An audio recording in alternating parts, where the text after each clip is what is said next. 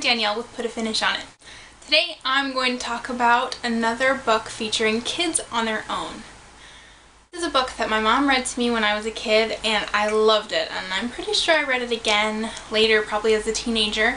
And I have my original copy at home at my parents' house and another copy with me here today.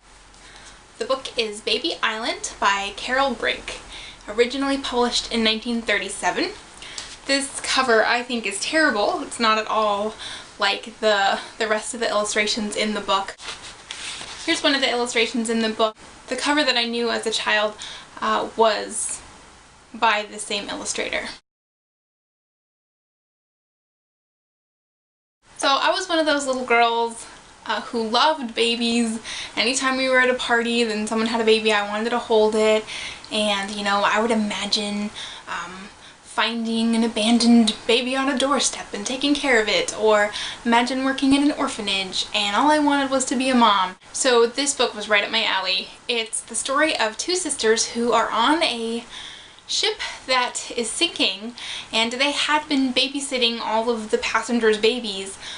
So when they get on their lifeboat, all the parents are like, "Here, take my baby while I go get something before I get on the boat with you." I don't know. The point is, these two sisters, they're like 10 and 12 years old, end up in a lifeboat with 4 babies by themselves. And they end up on an island taking care of these 4 babies, 2 twins, and then a tiny baby, and another toddler type kid.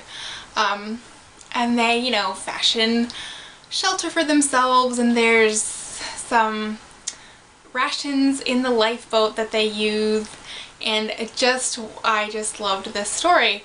And then of course there has to be some mysterious element, something has to happen plot-wise.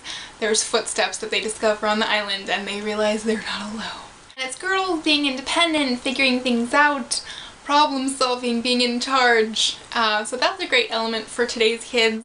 They are also Scottish, I believe. So there's a lot of vocabulary that's both old-fashioned and Scottish, so not all of it is stuff that I recognized as a kid.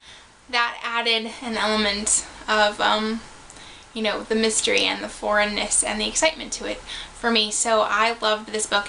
And actually when I was in high school, I met someone, another girl, who had also read this book growing up and loved it as much as I did, and what a happy coincidence, what a happy thing in common to discover. So Baby Island by Brink. Has anybody out there read it? What did you think? Or have you read something similar? That's it for today. Thanks for watching.